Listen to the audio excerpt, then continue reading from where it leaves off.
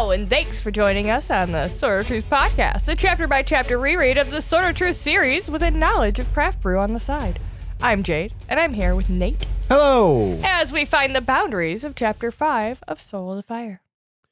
I find that a lot of times boundaries really just has to do with consent.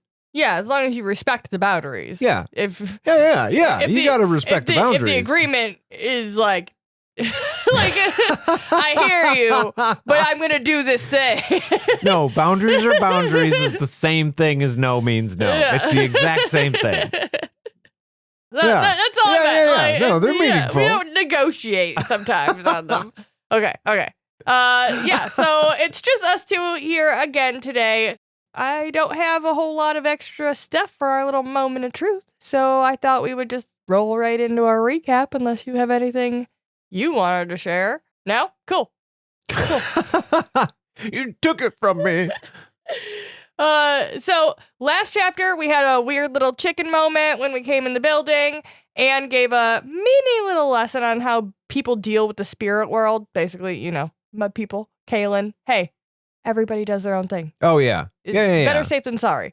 And the grace is super fucking important. So Richard should have known about it.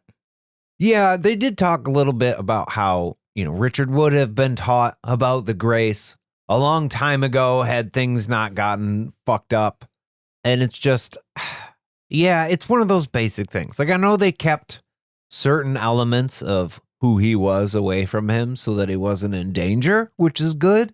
But I think there's more layers to this. Yeah, Richard probably should have known idea that we've been playing with. I think there's some legitimacy to it. That's where the chapter opens. Zedd is like, hey man, I definitely would have taught you all about the grace if we wouldn't have been separated. Let's ignore the 30 years prior that I had time with you. I get, okay, he didn't have magic, but also he knew that he was the child of two different, very powerful magic people. And I know that he hid his identity from Richard in order to let him live his life, right? He let him grow and learn. I think the idea here is that he got to learn through Zedd's guidance how to be a good person. That's what they were trying to get from Richard. Yes, he grew up like a good old boy, and he's, you know what I mean? He's one of those. And he lived in Westland where magic didn't exist, so it doesn't make sense for Zedd to have been like, hey man, let me teach you about magic. Yeah. But also, he had 30 years to talk about this shit. They didn't talk about any of it, and then all of a sudden Richard's a fucking wizard and the seeker at the same time, and he knows nothing. Yeah. I feel like, Dad's teaching you secret magic book, right? And that, I don't know. I'm thinking about Harry Potter a little bit. 13th birthday. I mean, by the time the books start, Richard's 25. Yeah. So if you're going to tell him, when were you going to tell him? Because he's 25 now. Yeah. You know what I mean? Yeah. I don't know, 18, Dave becomes a man. Be like, okay, hey, you got to know some things about you. Yeah. And but it's your right to know because they're about you. He knew that Cypher wasn't his dad. But we're not going to talk about who your dad is. And I'm not going to tell you I'm your grandpa.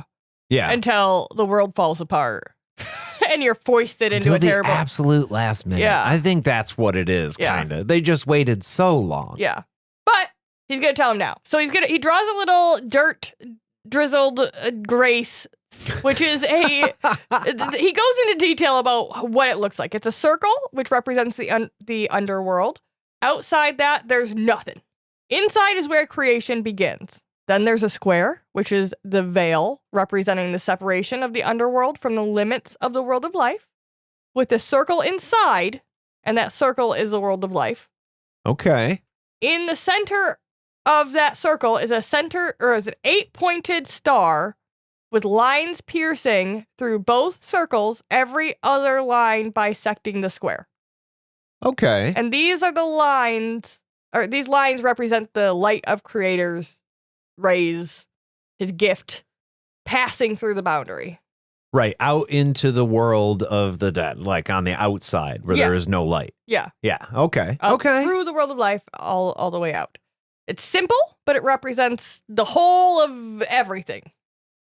And this is also the symbol that is on the center of Richard's wristband. So they're like, yeah, we've fucking seen it. I've seen it. He's like, I know what it is, Zedd. Yeah. And then he like just spits out of nowhere. The grace is a depiction of the continuum of the gift represented by the rays of the creator through life and at death, crossing the veil to eternity with the spirits and in the keeper's realm of the underworld. It's also a symbol for hope to remain in the creator's light from birth through life and beyond in the afterlife of the underworld. Richard says that. Yes. Richard says that. Richard spits all that fucking shit out. Holy fuck, man. It's crazy. It was like, and he learned all this on his own. Yeah. Because, okay, I'm confused because we know that he's been studying symbols. They've been going through Kolo's journal. He has been learning a lot. But in his time in the Temple of the Winds, where he gets all of that knowledge, where I kind of assume a lot of that's coming through this. Or a lot of this is coming through that. But he lost that knowledge when he left, so it's not from the Temple of the Winds. Right. So, I don't know. Is this just logically adding up in Richard's brain? He's also like genius level smart to have word for word remembered those concepts and like understood them.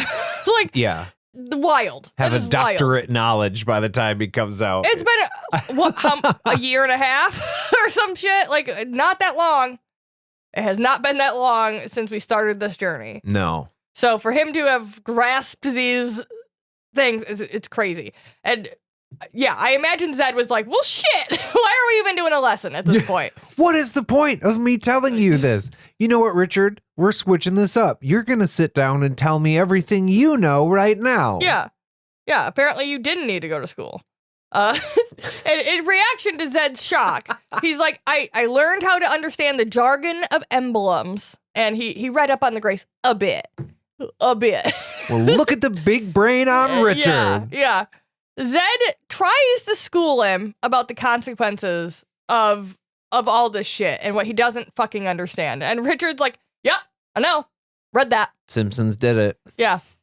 Already been there. This has got to be your wisdom. I'm smarter than you. So frustrating for Zedd. And I mean, it does come up here a little bit in the chapter, right? Him and Anne are having a bit of a discussion on what Richard doesn't know and how that's dangerous, right? But like, I don't know. I'm trying to think of a good example of the kids, of something that they've done that blew me away because it was so adult and or dangerous. But we kept them pretty safe. So I'd say we did okay. We guided them, so they didn't really. But maybe the first time Zave took the car out by himself. Yeah. You know, oh man, you're gonna borrow my baby. Okay. And then we got him on the GPS and we watched him. And that's all we did until he got to his destination. It was like, oh no, you did okay. So it was nerve-wracking, but also he did the thing. Zedd is just like, what? You drove a car by yourself? Dude, there's like lines and symbols, and Richard's going, yeah, I already fucking know. Don't worry about it. But Zedd's got to deal with the anxiety of, oh God, my baby's doing something that I feel like he doesn't know about yet. You did what? Holy shit. Yeah. While explaining the consequences, Zedd mentions altering the way the worlds work to accomplish an end. And I'm thinking that is referencing the boundaries, right? I think so. Like the boundary grace we were looking at earlier. Right. So I just think that is probably why in the timeline, reading Dead of Bones prior to this book is the right order. Because you get introduced to the idea of the boundaries and the grace and how you can manipulate a grace in order to achieve ends. Yeah. And then we're here in this book seeing those things as well. Yeah, and I think it's interesting because the way that Zedd makes it sound is that when you draw a grace, you are representing the way that the world is. And then using the gift to make a change in that world, right? An actual, real change in the world using the magic. So, but okay, I know, but I'm like running through a concept. They can't, no. But okay, so right now we're looking at this thing on DeviantArt. It was drawn by, I want to find this. Looks like Kirby 6. Kirby 4. Wow. My bad. You just came Anyways, up with a number. it's the standard grace symbol you've seen all over the place, whether you agree with that one or not. And then the square in the middle of the circles, right? Two of the lines, the bottom one and the one on the right side, are more curved, and they extend out just past the circle, radiating out into the world of the dead, where there's no light. And so I think the concept here is that when you draw a grace like that, you're doing that in real time. So that means there's part of the world of the life that's now dipping into the world of the dead, and you are fucking around in that little window, but you're changing that, and that stays that way until maybe the grace is like, I don't know if they wipe it down or whatever they do and they're done with it, but like you're creating that actual rift between worlds while you do this grace symbol. That's why it's so dangerous for Richard to be doing this, because he didn't realize that just drawing the symbol is actually ripping a hole between the underworld and the world of life. If you draw it's not just drawing, because like Zedd is drawing one in dirt. Oh, and so it it's doesn't fine. count. Right. Yeah. You can draw it in, with your finger, it doesn't count. If you have sorcerer's sand or something along those lines, things get different. I know that Zedd had been using the grace to explain what he was going to do back when he did the boundaries. And it's like a representation of it. And I don't remember when he actually performed the spell. I don't think we ever see him draw a grace. No, because Abby like runs up on Zedd after wanting to get more time to save her daughter, and it's already kicked off. He's on his rock, and we don't really get a description of what the medium he used to draw the grace was. Yeah, that's true. But Richard doesn't understand but he does, because he read. But no, he knows it all. Yeah. So at this point, Zedd wants to know everything he knows and what he's been doing since he's been so fucking busy, obviously. And Richard, instead, at this point, diverts and goes, okay, well, what about fatal graces? And Zedd's like, I don't know, I've never fucking heard of those before. That's crazy. You're on a whole different tangent than I am. There's a lot of like, I'm not going to answer you, we're going on another track here. Tangent.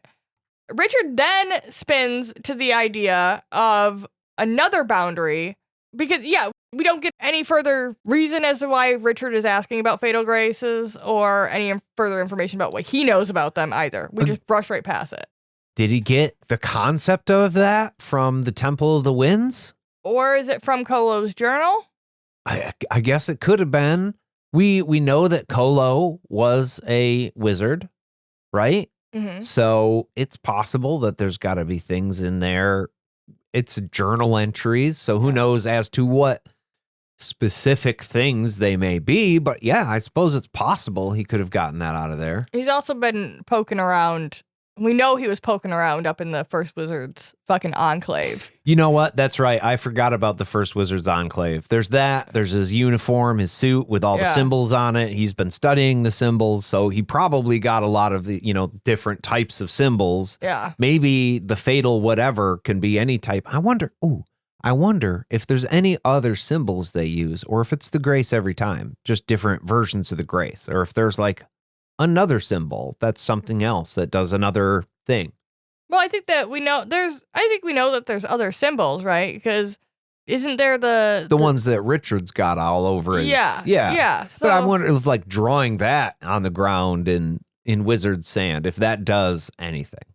I have no fucking idea, but I know that maybe like the doors that have shields and stuff probably use different symbols. Those are probably not graces. That's true. Yeah, so probably just different magical elements. Yeah. They all do a specific thing. The grace is the thing that represents like everything. Yeah. Like a light web. You probably would draw a different type of symbol or something. Yeah, I would imagine so. Things that have different functions in the world. We know he can draw webs. We know he can do shields. We know they can do automations. I'm guessing that there's a symbol for like each of those type of things.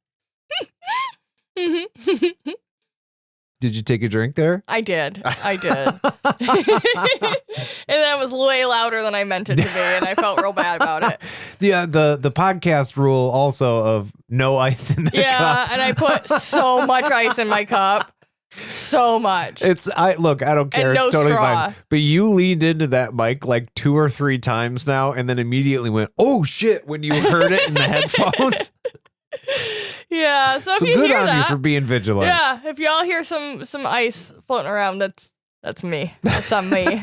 My fault. Okay. So Richard then spins to the idea of another boundary, like Zedd had made before. Short answer, can't do it again. That was a spell of 3s, bound in 3 of this and 3 of that, and could only be done 3 fucking times. Wait, 3 times. Okay, so, all right. So this is where it gets interesting. We have the boundary between Westland and the Midlands. We have a boundary between the Midlands and Dahara. What's the third boundary? Why no three boundary? Why no 3? Because 339. because the first was used as a practice. Ah. So no more boundaries. Oh, Yeah. fuck. Well, yeah. You know what? We did talk about that in Dead of Bones. Like a spell like that, you get to get off 1 time. But so, okay, so we had a practice round. Yeah. I get that. I would probably take a couple. I probably wouldn't have been able to do the one between Westland and Midlands because I would have had to do a couple of practices and be like, look, this is all we got, guys. It's just the one. Also, I just love the idea of him finding like a little field, and I'm sure I don't remember where he says he did it, but just him being like, this is safe. I might destroy the world. I'm just gonna fire one off and we'll see. Just like, the bomb. Oh, yeah. Yeah. We might set the atmosphere on fire. We might not. It's going to be interesting to see. Yeah. But he found that in an ancient text, and he knew what he was doing, unlike Richard. That's true. Like, you're just fucking stumbling around, following your fucking dick into whatever you end up doing. You need to calm down. Look, Richard, you got to understand that your curiosity can also be your downfall. Yeah. You've heard of a concept of a cat, right? Yeah. Like that thing applies. Yeah. You are fucking with dangerous things. Also, it's probably a good amount of like, I went to school for a long time. I learned with other wizards. Yeah, right? I was trained, Richard. I was fucking trained. Yeah. I have knowledge in order to do the things I do. Richard is just fucking like, yeah, I'm smarter than you though. Like, I know how to do this though. But I just figured And he's it like, out. no, you know how old I am? You know how old I am? Do you know how long it took me to get to where I am to be able to have the confidence to do these things, you motherfucker? Yeah, Richard is still in the beer chugging phase of college, whereas Zedd is more of a refined Scotch sipper now. Yeah, well, after this conversation, I bet you that he wants one. So I think that in that spirit, we should take a break for Zedd. Hey, yeah. Because his blood pressure is probably through the roof. Spiking right now. Yeah. So we will be back right after this. Hey, Nate. What are we drinking today? Hello. Hi, how are you? We've not met before. My name is Nathan. I'm sorry. That was really funny. Today we are drinking Spotted Cow from New Glarus Brewing Company. New Glarus. New Glarus. I want to make it sound Scottish, but it's actually from Wisconsin. In fact, one could say this is only in Wisconsin. Good day. At least they do. Every drop of Wisconsin's original farmhouse ale is artisan brewed and bottled by the hardworking employee owners of New Glarus Brewing Company, right here in Little New Glarus, Wisconsin. Spotted Cow adheres to the, whoa, that's a new word, Reinheitsgebot purity law, using only 4 hand-selected all-natural ingredients, yeast, hops, water, and malted barley.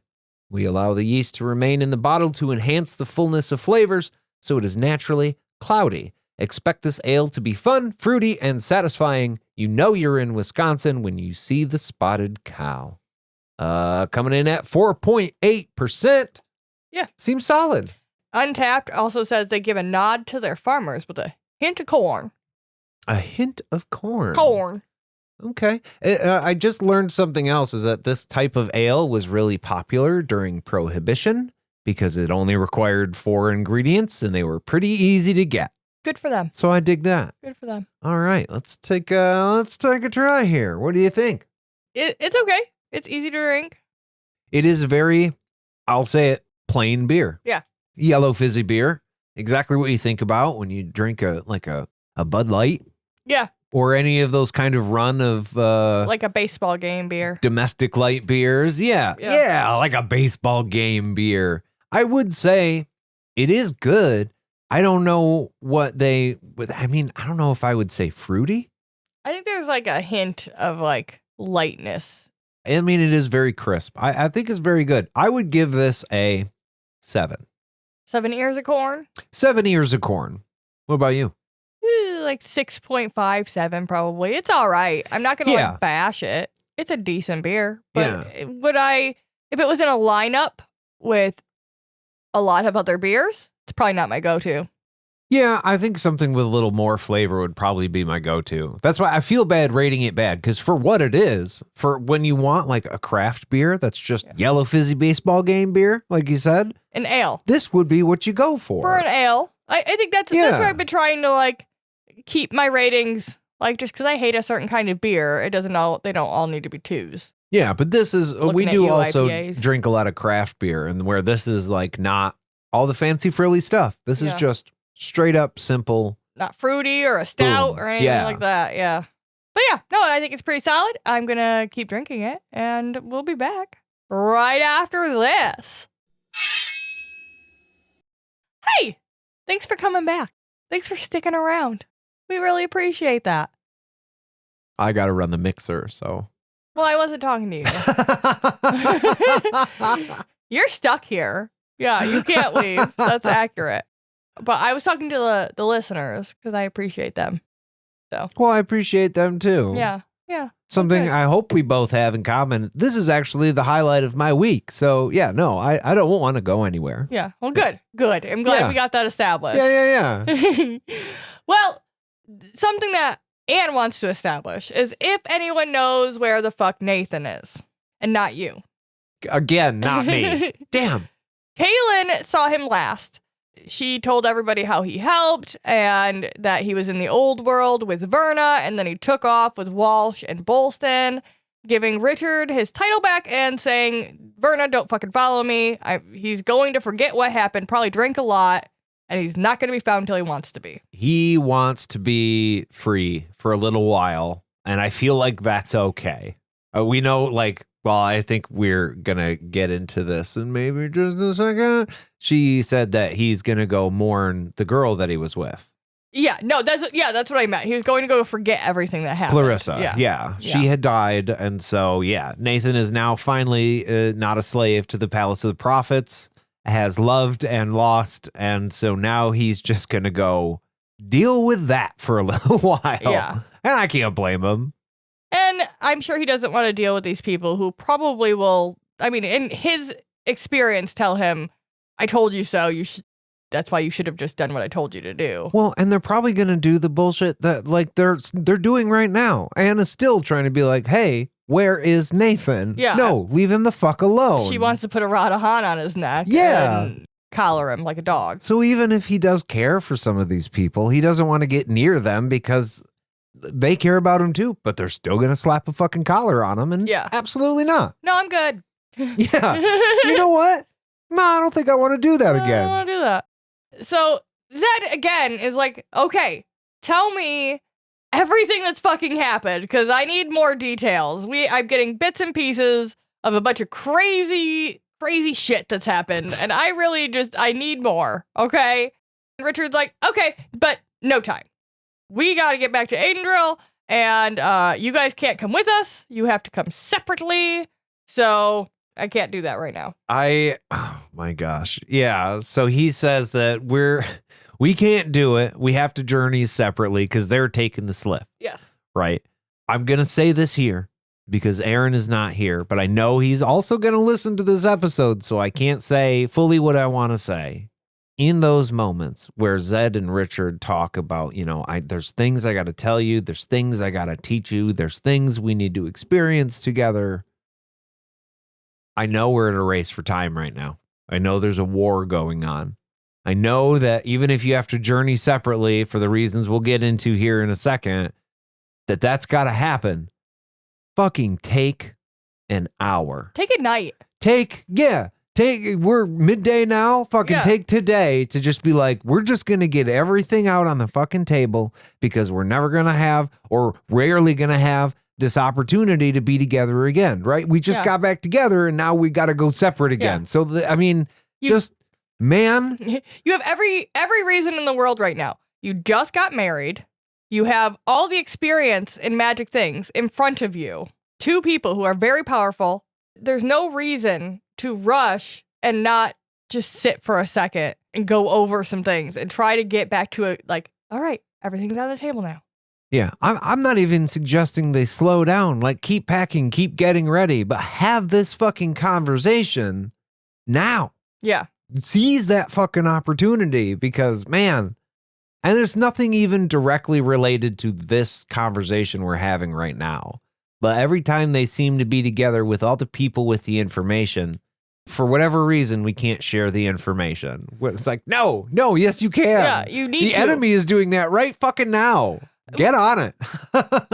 And also, more shit's gonna happen between now and then. Even if it's only a couple weeks, you're still gonna have to catch me up more. So we might as well just like brew some coffee, make me some fucking lunch, and let's just put it on the table. Well, we can even leave at midnight. I'll leave tired. We're gonna be spilled back into the keep. It'll be fine.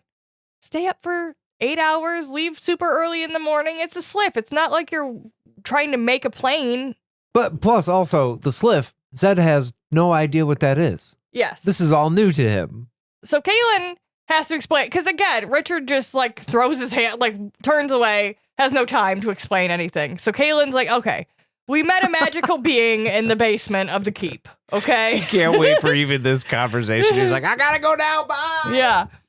She explains that Richard had to leave the sword because, you can't go through it with it. And in so doing brings up that Richard has been using subtractive magic, and that's why he's able to go through it, because he has subtractive and additive. Yeah. And Zedd full out fucking glitches at this news, because he had no idea that subtractive magic was even being a part of the equation. Yeah. Well, the list is what got me, because he was like, well, or she says, Richard can because he's got a little bit of subtractive magic. Yeah. And I can do it because I have a little subtractive magic. And Kara has it because she used her Agil on the Andolian, right? So she's able to travel. And so, like, their whole crew can do it. Yeah. But just not Zedd and Not Ann. Zedd and Ann. You're too pure for us. Like, everybody else got into this little exclusive club in the time that Zedd was separated from Richard. He's like, what? We were gone, like, a few weeks, and suddenly you all have subtractive magic? Yeah, you're dealing with some dark shit. Like, what the fuck? And like you said, a creature in the basement of the fucking keep? What are you doing, man? Yeah. Stop fucking with things in my house. Ann and Zedd look at, like, they're positive he has no fucking idea what he's doing. He's just stumbling around, like, look at this cool thing I can do. Yeah, look at that. Richard, during this conversation, takes a stick, breaks it over his knee, and starts staring out the window. Lightning strikes, and they see a silhouette of a chicken. Richard hucks the stick and strikes the chicken in the breast, toppling it over. Tenderizing the meat for later? Random chicken. He just hucks a stick at a chicken. Yeah. And he actually makes the shot. Well, of course. He called the target to him. Yeah, and it stumbles out the window. Everybody in the room's like, what the fuck was that, Richard? It's just it was just getting out the rain, you asshole. What are we going to do about the war against Ahara? I don't know. Well, I think maybe if we put our troops over here. Ah, fucking chicken! Yeah. Richard, what the fuck are you doing? Richard does not answer why the fuck he did that. He deflects and asks Anne about dreamwalkers. Don't mind me over here. What's that thing you're talking about? Yeah. Yeah. Just keep talking about that. Yeah. I'm going to get the other half of the stick. He tells Anne about Jagang using Marlin to try and kill them, and he asks, can a dreamwalker enter the mind of something other than a person? Anne and Zedd both equivocally agree. It needs to have a soul in order for the dreamwalker to enter. Yeah, after a moment of being unsure. And also, like, Anne knows Marlin. Yeah. She was like, which fucking guy was it? And they said, Yeah. Marlin. She seems sad about that. Yeah. These are Because she people knew they him knew. Probably before he turned, I would guess. Well, she knew him when he was a child, if he was a wizard at the Palace of the Prophets. Yeah, oh yeah, that's true. She watched him grow up. Oh yeah, that is sad. Yeah. And Well, Kara's, Kaylin killed him. Yeah. Yeah. It was so funny. Yeah. She's like, that's not the tone right now, the Kara. point of the story. But after it is decided that, he couldn't transfer into a rock because it doesn't have a soul, so it couldn't transfer into anything else that, doesn't have a soul. Yeah, which does make sense. Yes. I think they're more specifically referring to the SLIF, correct? Richard just asked this question. He was like, can it enter anything without a soul? And then they were both like, no, it needs to have some spark of life in it gotta be in order alive, for you to see yeah. out of its eyes or whatever. Well, or because see what it's thinking. I guess I was thinking about the SLIF at first. Can Jigang get into the SLIF? But now I'm realizing that there's all this chicken stuff, and he's wondering if Jigang can be in the chickens. He's not making that clear to us. Yeah, he hasn't said that. And but everybody in the room is not picking up on that. But yes, that is what's happening in Richard's brain. Kind of starting to put two and two together here. Like, yeah, he is suspecting the chicken of being weird. And if we got a bad guy who can inhabit the brain of another thing, then that matters. Yeah. I do think it's also worth noting that Richard doesn't eat meat anymore. So this, maybe from Kaylin's point of view, he stopped eating meat. Now he's like anti-chicken in general. So maybe he's just losing it a little bit. And like, we don't kill the chickens because we need to eat their meat. That's wrong. We kill the chickens because they're damn dirty chickens and we got to kill them. Yeah, because fuck those chickens. That's fucking great. But after it's established that it can't go into anything without a soul, Richard thinks to himself for a minute, and then under his breath is kind of like, then it's not Jigang. And Zedd and everybody else is like, what the fuck are you talking about? What's not Jigang? And that's the end of our chapter. The chicken that I just beat was not, in fact, Jigang. Nobody's putting those connections Nobody's together. there yet. No. So Richard is kind of doing a thing in the way that Zedd did. When Zedd was growing up and young and people had a hard time like putting a finger on how powerful he was. They knew he was smart as fuck, but he could do things that just nobody else knew how to do it. Nobody else made the jumps in logic that Zedd was doing. And now Richard is doing the same thing to Zedd, where he's already thinking 5 steps ahead. Yeah. He's just trying to check some boxes to see which path he's going to follow. Yeah, and I mean, Zedd did make a comment during this chapter that when Richard asks about the boundaries being an option, Zedd's like, you're going to be a good wizard because you're thinking in the right way, but no. I mean, you're wrong, but praises for making those mental leaps. Yeah, these are the processes you should be going through. You got to the wrong answer this time. He's learning. But yeah, so I think those were our wizard notes and prophecies on that chapter. We kind of tied that up pretty well, pretty quick. Yeah. Unless you have anything else you wanted to touch on. The one, like, I feel like it has to be said. This is going to be a shorter episode. Really, not much happens in this chapter. No, just a talk. It's kind of, like you said, it's just a sum up of the story thus far for Zedd and getting everybody on the same page. And that's about it. Unfortunately, we are 5 chapters in, and we are still kind of slogging through our, if you haven't read this series before, here's your recap. Or if you don't remember, here's your recap. Yeah, like a lot of exposition. Yes. Yeah. Yes. That's pretty much all. We aren't really getting a lot of new information other than the chicken shit. We're starting to put together that Richard has a theory, but the rest of that was expo.